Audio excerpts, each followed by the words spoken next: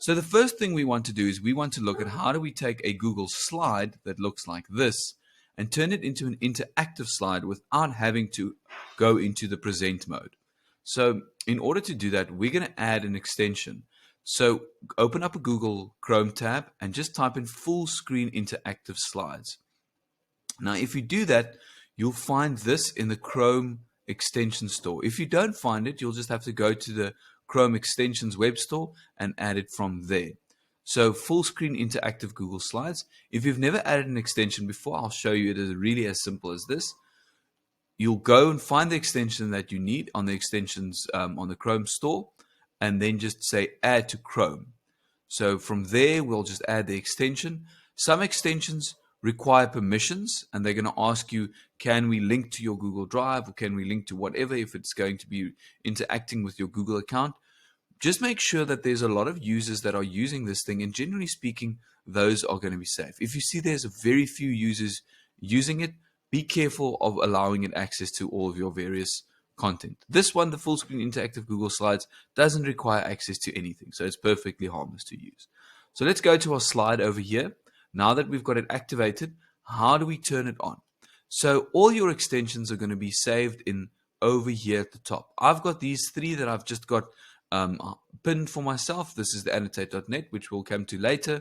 This is just one called Black Menu for Google. It's just a quicker way to access different things, but we're not going to get into that. And this is the screen recorder that I use, Loom for Chrome. So what we want to do is we're going to click on the puzzle piece, and you'll see here's one of them called Full Screen Interactive Google. Now, if I click on the pin icon, it'll save it as one of my favorites so that I don't have to click on the puzzle piece to actually get to it. Now, what it does is if I click on this Full Screen Interactive Google Slides, is it goes to a full screen mode that looks like this, which is already close to a presentation level. I've just got these, but I've still got all my tools to add interaction to what's going on here. And if I want to make it if I want to make sure that it's even more filled up, I just click on the arrow to hide the ribbon, and I'm essentially sitting with a presentation that's virtually full screen. So if I'm using these interactive slides, now what becomes great is I can still use it and drag things around without having to go into presentation mode. And remember, once I'm in presentation mode, I don't have the ability to interact with anything. And if you need to go to the next slide, simply use the arrows on your keyboard. So there I move into the next slide. So that brings us to our second extension that I want to show you how to use. One thing about when you go into full screen mode with the Google Interactive Slides is it actually also takes the window itself and moves it into full screen mode. Now, if you're struggling to get out, if you just move your cursor to the top, you'll see that little X button appears. Sometimes it's a little bit tricky to click on it, and it doesn't want to play along the way that we always want to. If that is the case, simply hit the F11 key. The F11 key is the shortcut key for maximizing and for going into full screen mode and going into normal windowed mode.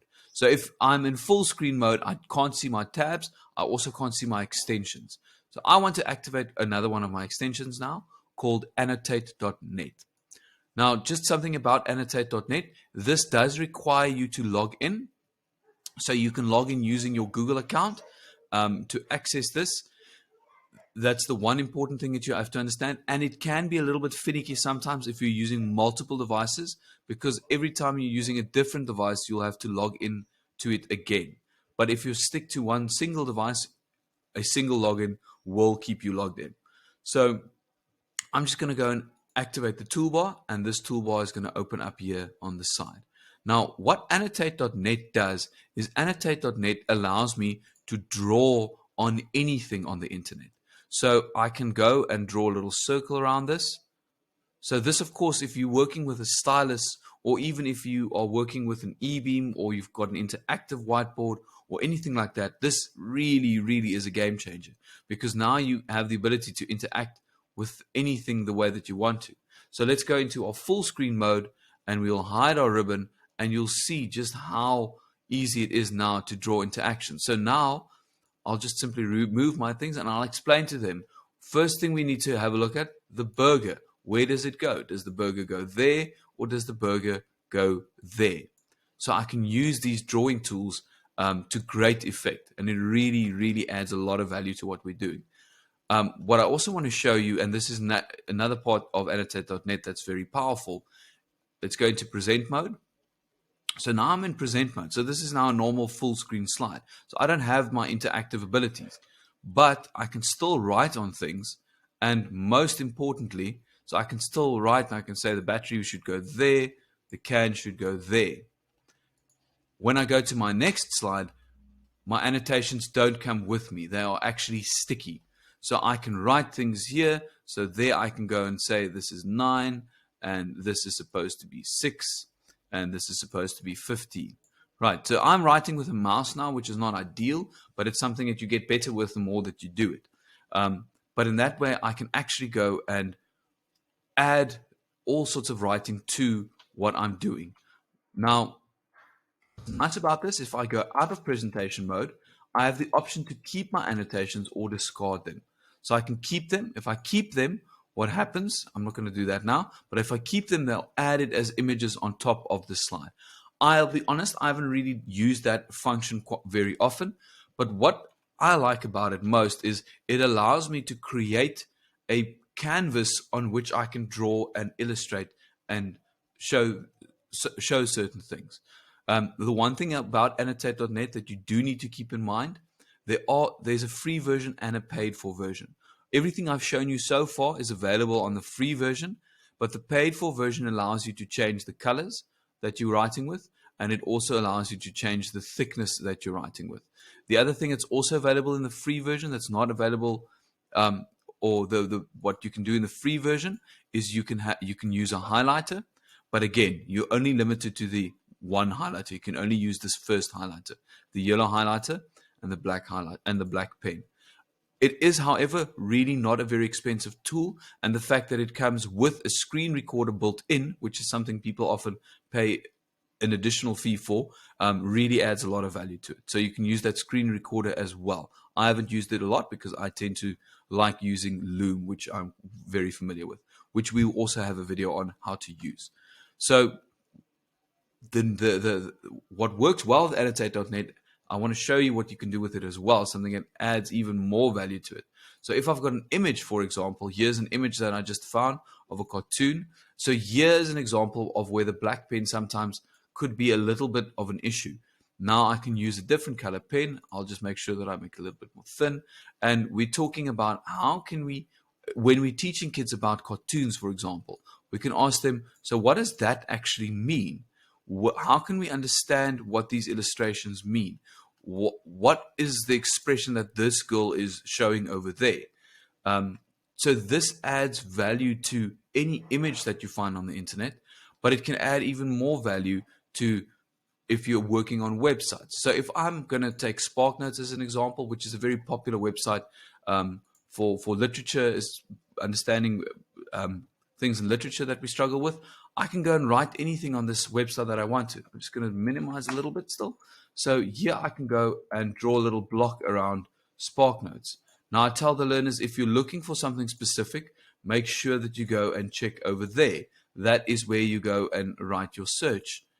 What is great now is if I start scrolling, it scrolls with the website. It doesn't come with whatever I'm doing. So what we call this is it is sticky. And again, if we change to different pages, the annotations don't come with it. So that's a very, very powerful tool.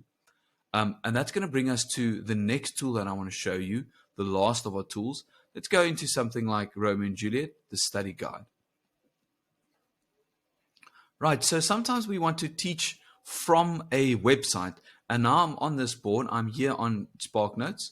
I'm going to open up the summary, Act 1, Scene 1. There's a summary. And I would like to use this text. So I can obviously copy and paste it into a Google Doc because essentially I don't really want this to be there. Now, if you really want to, you could use Annotatenet, add the white marker, open up that, and go and literally paint over it. But that is going to take an eternity to really get their attention focused. I can go into full screen mode, and we're getting a little bit closer to what we want, but still there's too much else going on here, wasted space. So that's going to take us into the third option that we have. And the links for these are all going to be available on whether you're viewing this on YouTube or on the e-learning site. The links will be available to these extensions. Simply select the text that you want to use, and this extension is called the Immersive Reader, which is a Windows that's built into a number of the Windows tools. There's an extension where you can now use it in Google Chrome as well. So I'm selecting the text that I want to focus on. I'll right click on this, and then there's an option that says help me read this.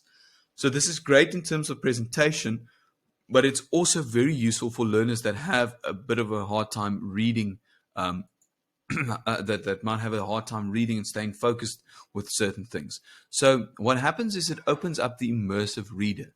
Now you can use this Annotatenet inside of this Immersive Reader, so I can still make my little blocks, etc. However, it doesn't scroll with what I'm doing. So it works well enough here. So if you're highlighting certain things using that, but you're going to have to draw something and then delete it and then scroll, and draw something, delete it and scroll. Let me just show you one or two. I'm just going to close Annotatenet. One or two of the little tricks that we've got inside of this Immersive Reader. So I can change the way that this is presented, changing the text size. If I want to change it to something like that, I can say, but I don't need it to be spaced out that much. We can decrease the spacing. So now it'll take the spacing away, and it'll essentially throw up a block of text like that, which can still be a little bit intimidating. Or you can change the fonts, you can change the colors, for example, if you also want to do that.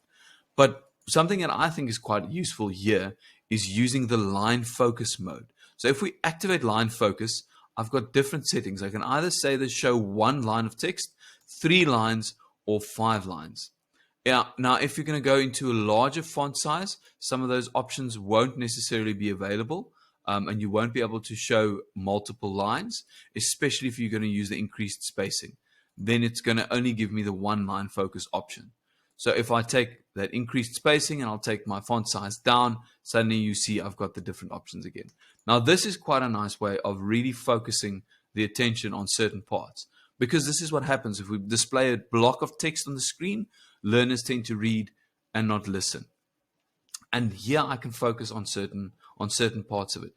Now, the language teaching me, another trick that I think is absolutely wonderful that this tool is built into, is this grammar options tool. The grammar options allows me to activate the 4 key parts of speech that we use: nouns, verbs, adjectives, adverbs. And what this does is, if I turn nouns on, it highlights all the nouns in this pink color, which I can then change. If I prefer a blue for the nouns, it changes that into blue. I can activate the verbs, and then it shows the verbs. I can activate the adjectives, and I can activate the adverbs. And then I can show the labels as well. So I have had a look at it. It does make mistakes here and there. It's not 100% perfect, but it is very accurate. For the most part, it is very, very accurate. Now, one other trick, the last trick that I need to, and then we've got syllables mode as well that you can actually turn on. If you're teaching your learners about syllables and they're still coming to grips with how syllables work, this is a great tool. So I can, again, let me zoom in. Any text that I find on the internet, I can essentially go and break it down into something that looks like this, where the learners are then able to, line by line, pick up what nouns, adjectives are. They'll pick up how syllables work, etc. So what happens is you take these concepts and make them more tangible for the learners. Then, of course, what any of these tools will do, I'm just going to switch off all of these things. What any of these tools will do is they've got a translator built into it as well. So if we want to translate, we can translate by word. So then it'll tell me the word and is en, to is twee, servants, bedienis, right? So here we've got our different translations, and then of course we can change it to a by document as well. So now the whole document is being translated. Anyone who's worked with Google Translate, because it runs through Google Translate's engine, anyone who's worked with the Translate engines will know that they have their flaws, but they are often reasonably accurate with a lot of what they do. So this is another useful tool that you can use. I hope these 3 extensions have really shown you how you can take Google Chrome and turn it into an incredibly powerful presentation tool as well.